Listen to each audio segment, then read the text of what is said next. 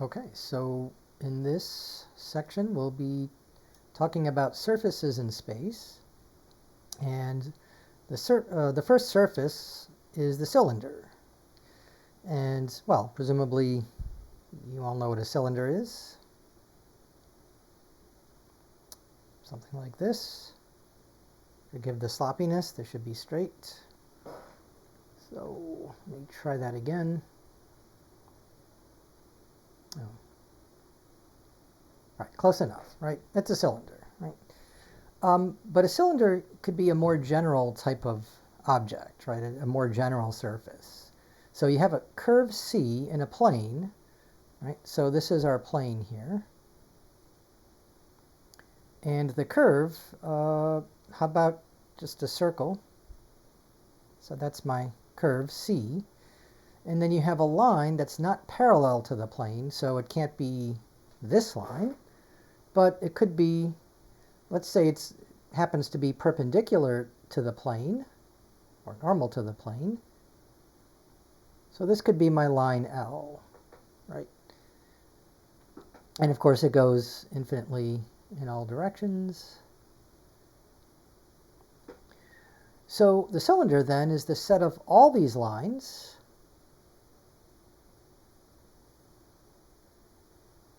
pretend they're straight,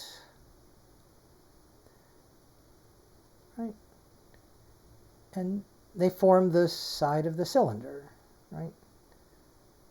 So the side of the cylinder then are just these circles. And that's usually what we think of as a cylinder.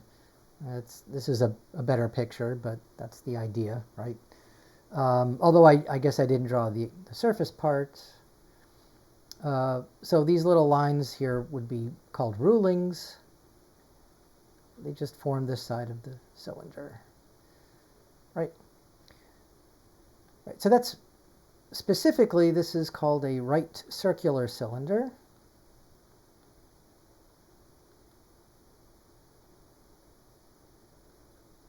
But I'll just refer to it as a cylinder. So if we want a more general type of cylinder, here's the plane, right? You can imagine any curve in the plane. So it could be a parabola, right? And if, let's say, the line is again going straight up and down, then you have a parabolic cylinder.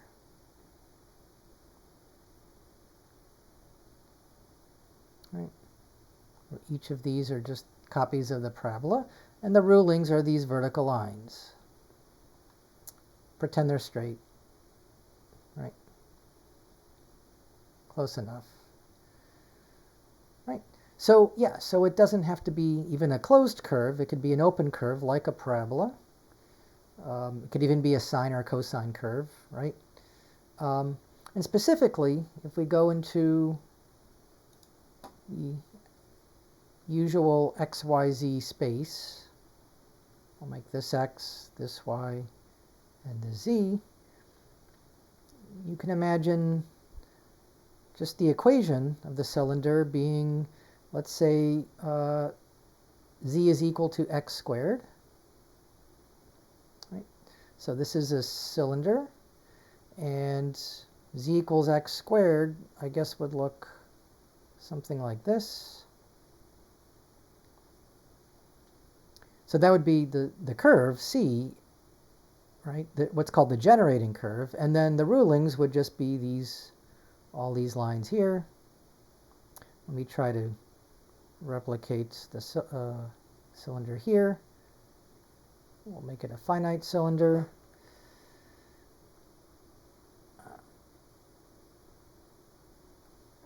Okay, close enough.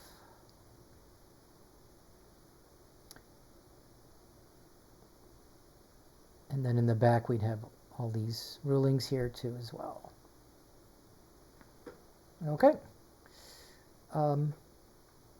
You can also do z is equal to y squared, in which case the cylinder would be would be coming, well, would be coming right out of the screen, right at you. So if this is the x-axis, then the cylinder would be sort of oriented this way, and then these would be the rulings. Okay, so again, the same cylinder here, just reoriented along the different axes. And as far as the right circular cylinder goes, if this is the xy plane, close enough, and then this would be the z-axis here. So the cylinder in this case, let's just say it's the circle of radius 2. So x squared plus y squared is equal to 4. So that would describe the circle in the xy plane. Of course, it also describes the cylinder. For some reason, it's very hard for me to draw a straight vertical line here, unless I do it slowly. Right. So if you're a little bit confused, right, this is the equation of the cylinder. If you're thinking, well, isn't that just the equation of a circle? Sure. So it depends on the context, right? If you're talking about the xy plane, so we're only in 2 dimensions, right? Then in these 2 dimensions, you have a circle, and then the equation would be x squared plus y squared equals 4. Right? But if you're in 3-dimensional space, right, you're in x, y, z space, then it's the equation of a cylinder. So it's the context. I mean, this is nothing new, right? This idea of the equation describing either a circle or a cylinder, just as an example that you've seen this before. Consider the equation x equals 2. What is that? What is x equals 2? So again, it depends on the context. If you're just talking about a number line, right, 1-dimensional space number line, we have these numbers here, right, and so on. And so x equals 2 would represent this point, right? It's just a point on the number line, right there at x equals 2. Maybe I should use a different color so it's a little more visible. There we go, right? So this is x equals 2 here, right? On the other hand, if you're talking about 2 dimensions, x and y, right, then the same equation, x equals 2, is no longer a point, right? It's a line. It's a vertical line in this case, right? Where every point on the line has an x-coordinate of 2 and some other y-coordinate, right? The y will vary. The y could be any real number, right? So yeah, it's the same equation, but now it describes a line. And we can even do one better than that. So I'm going to have x and y again this way, and then z this way here. Right? I think that's still a right-handed system, so I think we're okay. So now x equals 2 describes what?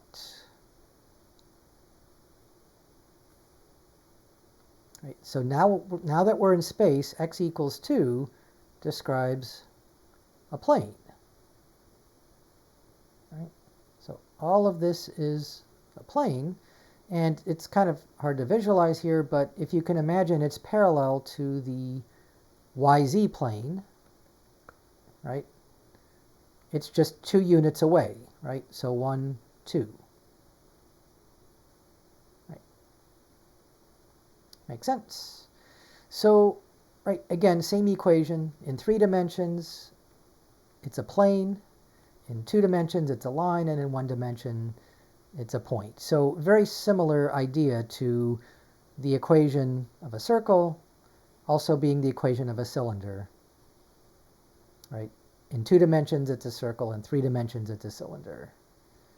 Right? And then you can imagine what would it be in 4 dimensions. So what would x equals 2 be in 4 dimensions?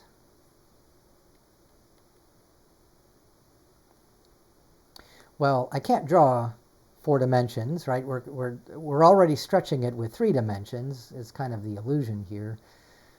So x in 4 dimensions, x equals 2 is just 3-dimensional space. It's 3D space, right? So you might have, let's say, x, y, z, and then I'm running out of letters, so how about going back to w? So every point in this 3-dimensional space would have x equals 2, and then y, z, and w could be anything, right?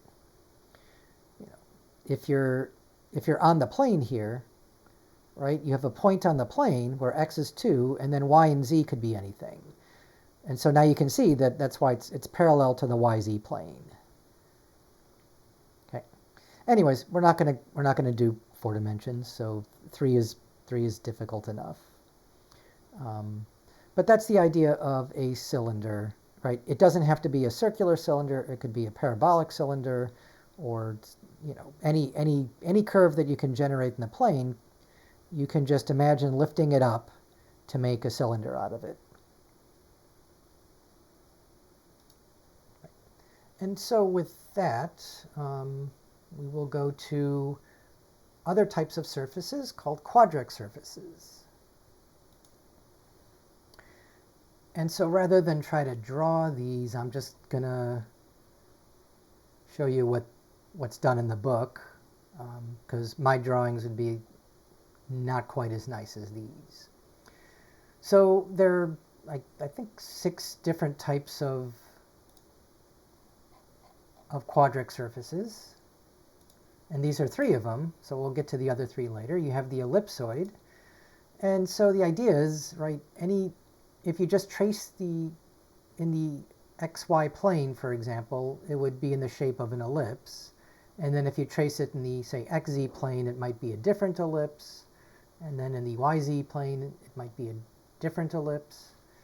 And when you put them all together, you get the ellipsoid, right? And you have the equation. Maybe it's a little small, so I'll copy it down. So x squared over a squared plus y squared over b squared. You've seen that before, right? If you set that equal to 1, that's just an ellipse. So no surprise to get an ellipsoid. An ellipsoid just has one more coordinate, z. Right? So a, b, and c are just numbers, right? And if a, b, and c are equal, of course, then you get a sphere. Then all the traces are just circles, right? The yz trace, xz trace, and xy trace could all be circles, right? And you can have, for instance, the xy trace being a circle, but then the yz and xz trace being ellipses, right? So that's the ellipsoid right here. And then you have 2 types of hyperboloids, one of which is this middle one here. So I'll just copy down the equation again so it's clearly visible. X squared over a squared plus y squared over b squared minus z squared over c squared equals 1. And if you have one minus sign, right, it's a single sheet. It's a hyperboloid of one sheet. Right. And again, I'm not going to try to draw it, but I guess it would look something like this, right?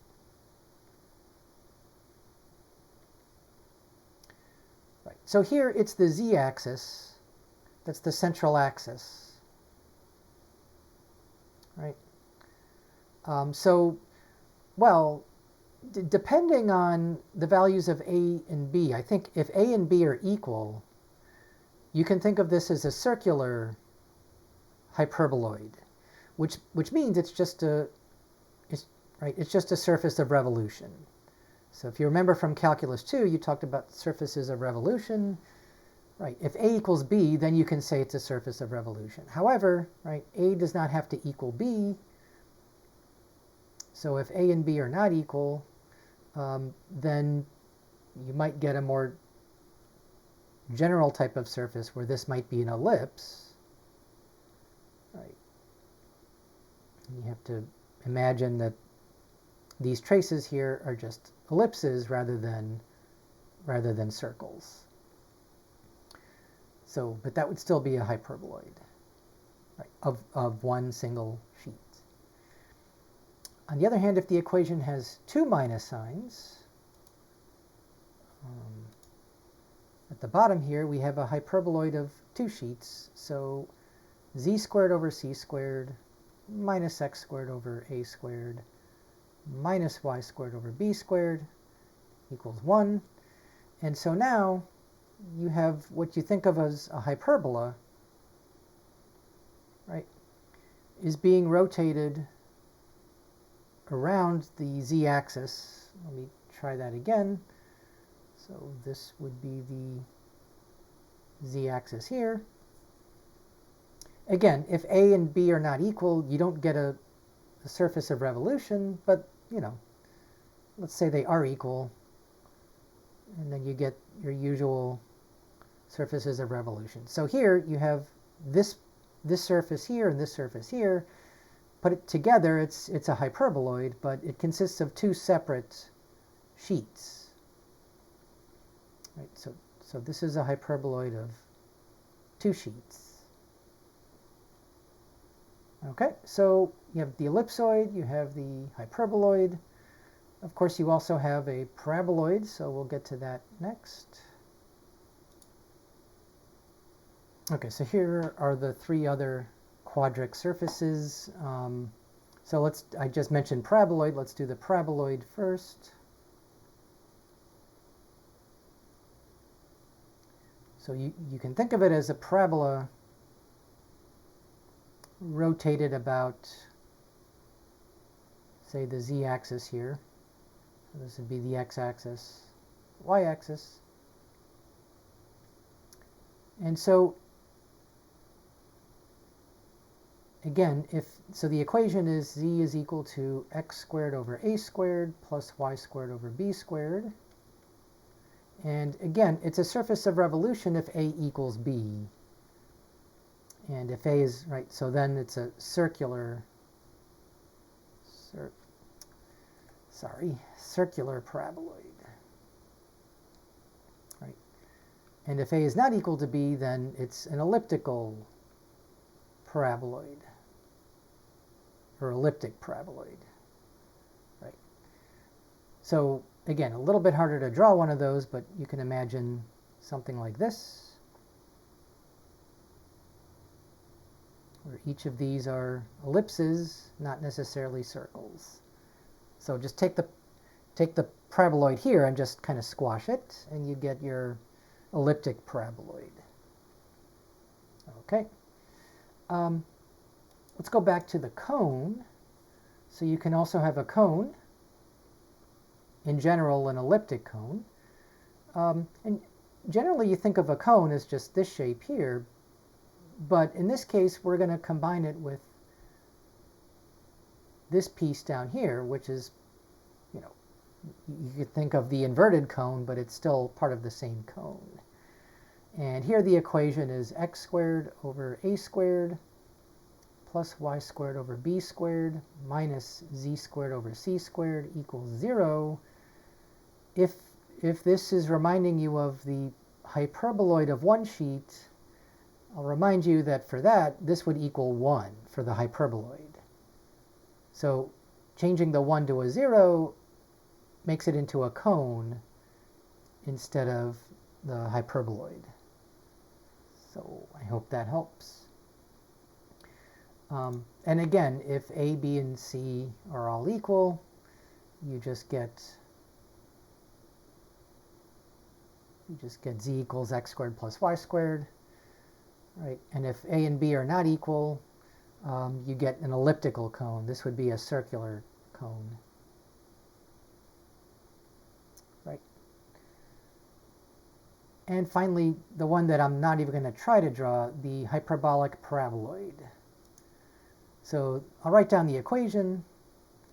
So z is equal to x squared over, I got it backwards. Well, I think it could be either way, but let's stick with the book's way. Y squared over b squared minus x squared over a squared. So this is a hyperbolic paraboloid.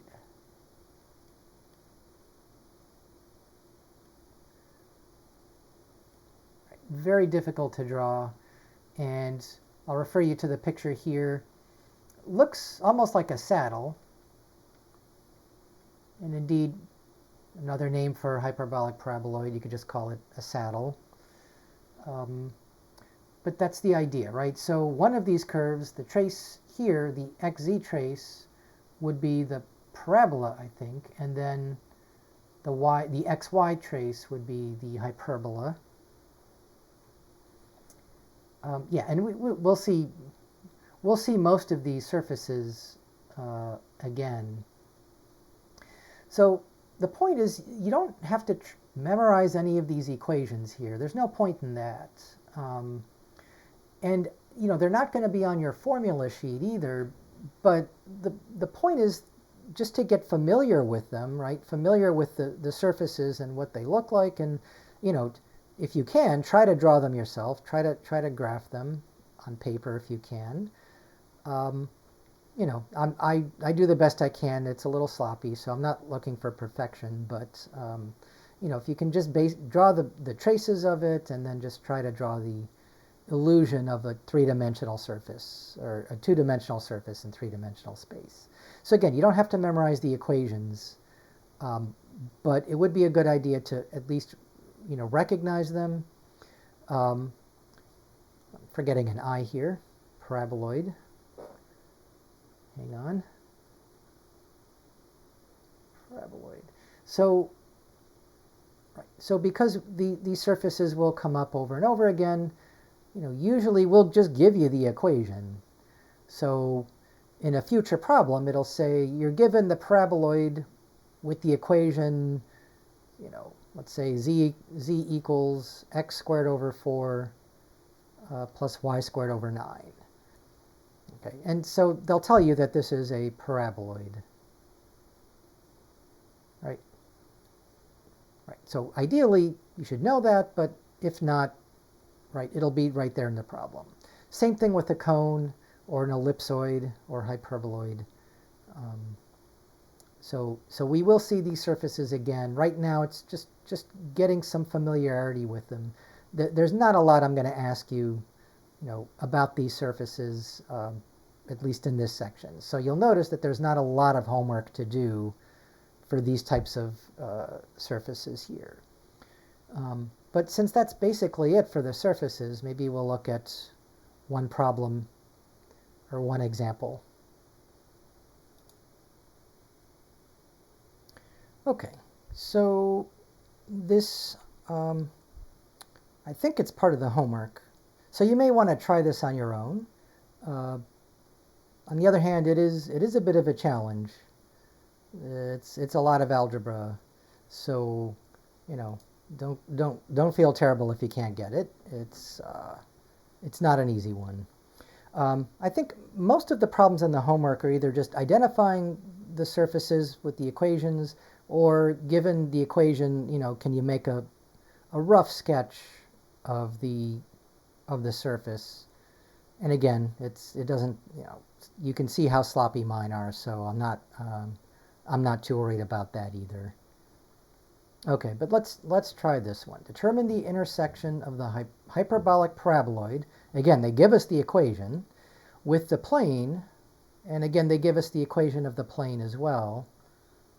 Kind of an awkward one, but it's still the equation of a plane, right? And A and B are considered positive here. Okay, so how do you intersect two objects, right? You want to know essentially where they're equal, right? So the first thing I would do is notice that the hyperbolic paraboloid, the saddle, is already solved for z. So I can solve this for z very easily by just adding z to both sides, right? And it has to equal the same z as this.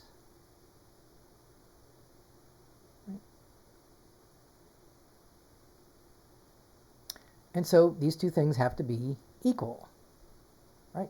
So let's just write that down. We have y squared over b squared minus x squared over a squared is equal to bx plus ay, right? Yeah, so far so good. And notice by doing that we effectively eliminated z, at least for now. So now how do I solve this equation? Well, yeah, not easily, right? And it's maybe not even clear what are we solving for, right? Are we solving for x? Are we solving for y?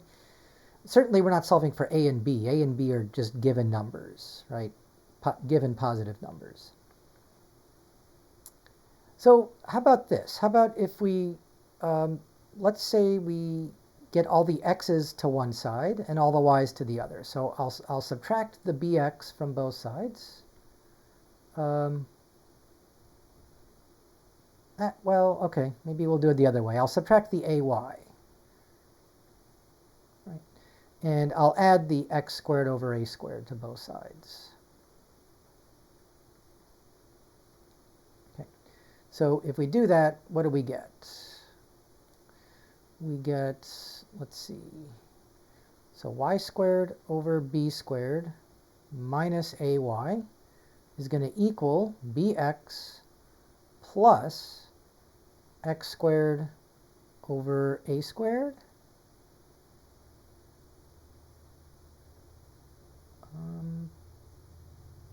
I think that's it.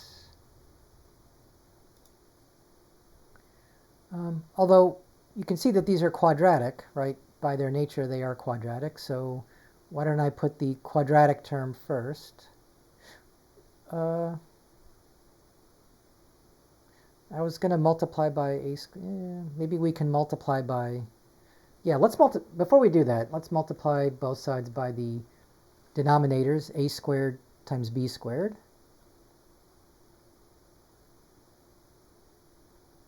Yeah. I mean, we don't have to, but I think it makes it a little bit easier. So let's see, we get a squared times y squared minus a cubed times b squared times y. And that's going to equal, and I think I'll do everything at once here. We'll have b squared x squared plus a squared b cubed times x. All right, so we did two things. We got rid of the fractions, and we recognized that these are quadratic on both sides. Well, yeah, so this might not be completely obvious at this point, but I think what we want to do is to get a quadratic form on both sides. And here's where the algebra part comes in. This is going to be, we're going to be completing the square now. So complete the square on both sides. You probably haven't done that in quite a while. And I know you did that in pre-calculus and algebra, maybe in Calc 2. Not sure I remember doing that much, but so let's factor out the a squared. We get a squared times, let's see, y squared, and make sure I did this right. Yeah, minus ab squared y. And on the right side, we'll factor out the b squared, and we get x squared plus a squared b x. And so, yeah, let's just copy that down here, and then leave some space for what we want to complete. Right.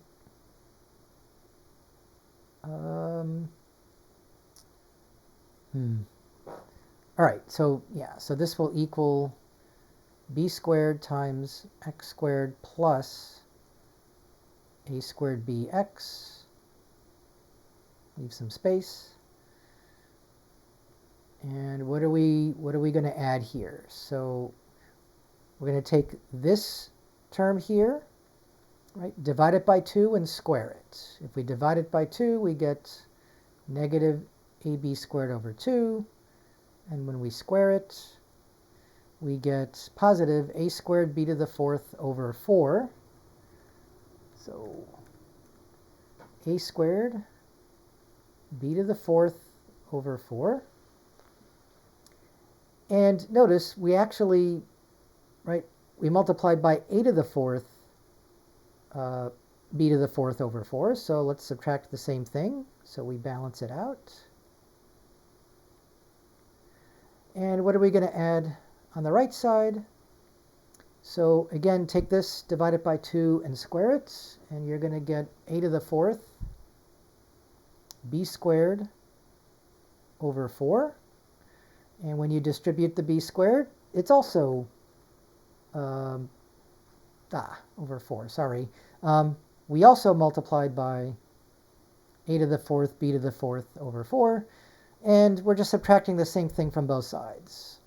So as it turns out, this wasn't even necessary because we ended up adding the same thing to both sides.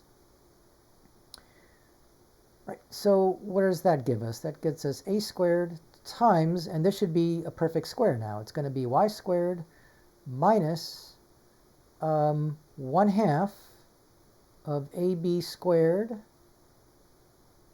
Yep, I think that's it. And then all of that squared.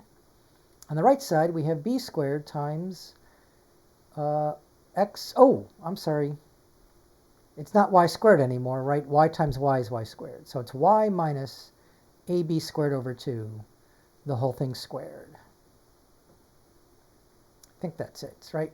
And so, yeah, so this is not x squared, just x plus a squared b over 2 quantity squared. Okay. So now we're making some progress here. If you don't recognize what this is, maybe let's go a little further. Maybe we'll divide both sides by a squared. You might ask, why would I do that? Well, how about if we try to solve for y now?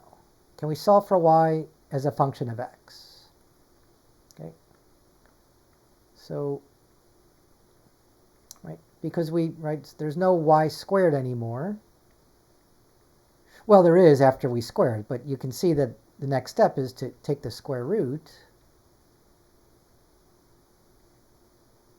So if we want to get rid of the square, we just square root both sides.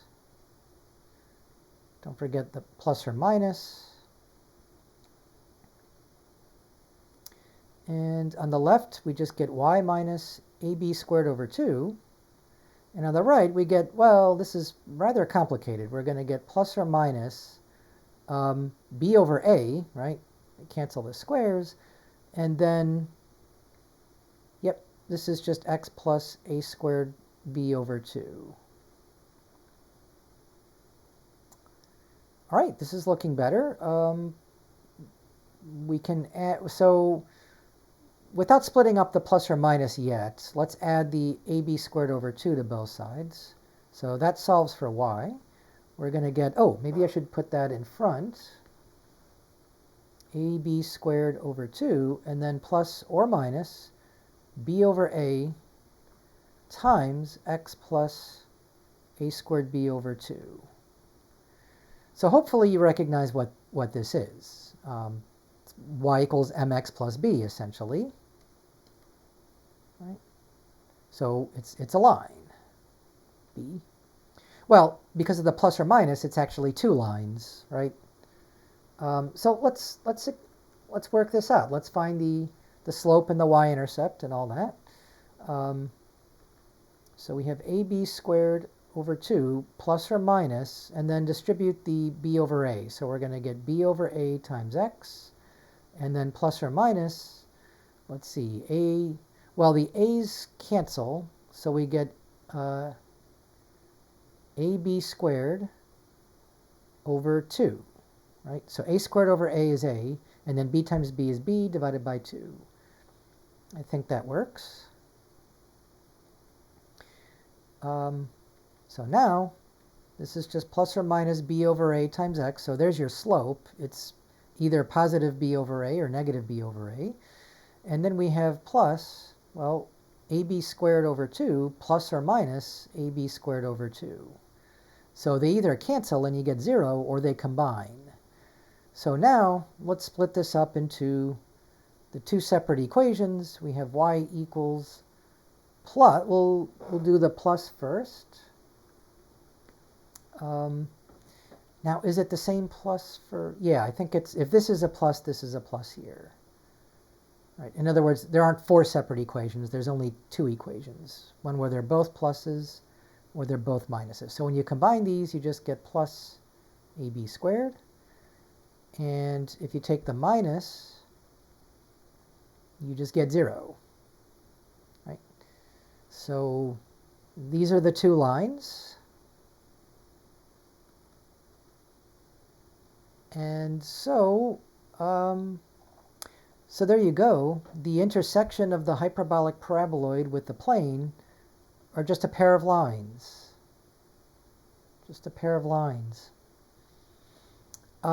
However, these are lines in space. So what's a little confusing is that they look like they're lines in the xy plane, but they're really not. Right? So we have to be careful here. Well, actually, they could be, I suppose, in the xy plane. I think one of them is. But so these are going to be lines in space, which means we have to describe them parametrically.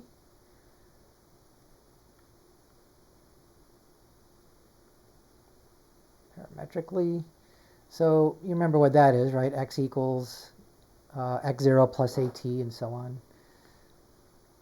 X0 plus at. So eventually we want something like this, although the a and the b, of course, don't have to be the same a and b here. So that's unfortunate. We're using a and b in 2 different contexts here. I'm just writing down the generic equations of a line parametrically.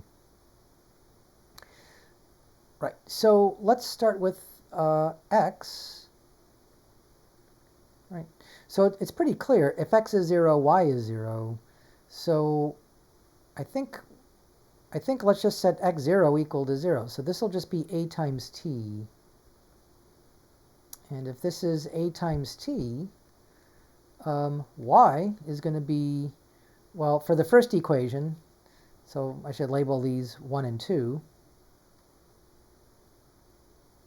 So let's start with 1. So y is going to be b over a times at, so that's just bt plus ab squared. Right? And then what's z going to be? So we got to go all the way back up here for z. And either one works. Let's take the simpler one. Z is just bx plus ay. So yeah, so let's remember z is just bx plus ay. So b times x plus a times y gives us a times b times t plus a times b times t plus a squared b squared. So we get 2abt plus a squared b squared. So let's write them like this.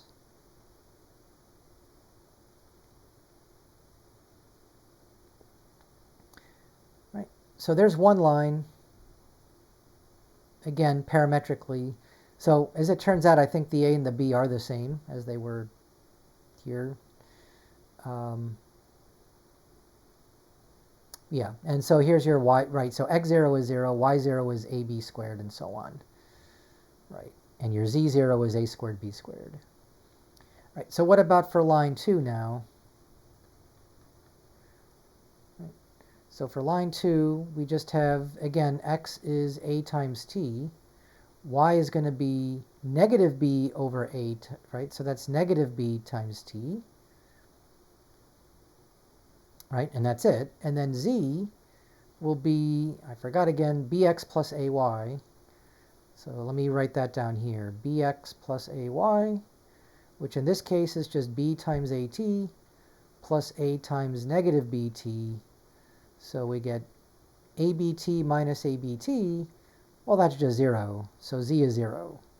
So that's the second line, again described parametrically. So there you go. Not an easy problem, right? So determine the intersection of the saddle, this saddle hyperbolic paraboloid here, with this plane, and you get a pair of lines. And these are the lines given parametrically, 1 and 2. But yeah, so that involved a boatload of algebra here and completing the square, something you may have forgotten. So nice review there. But yeah, one of the more difficult problems in the homework. So if you got it, great. You're certainly a pro at algebra, completing the square and all that. But if you didn't, don't worry about it. It is a tricky one, to say the least. But I think that's basically it for this section. This is section covering surfaces, in particular quadric surfaces, but also cylinders. And of course you have the surfaces of revolution that you talked about in Calc 2, so we don't have to go into that again. But that's it for this section.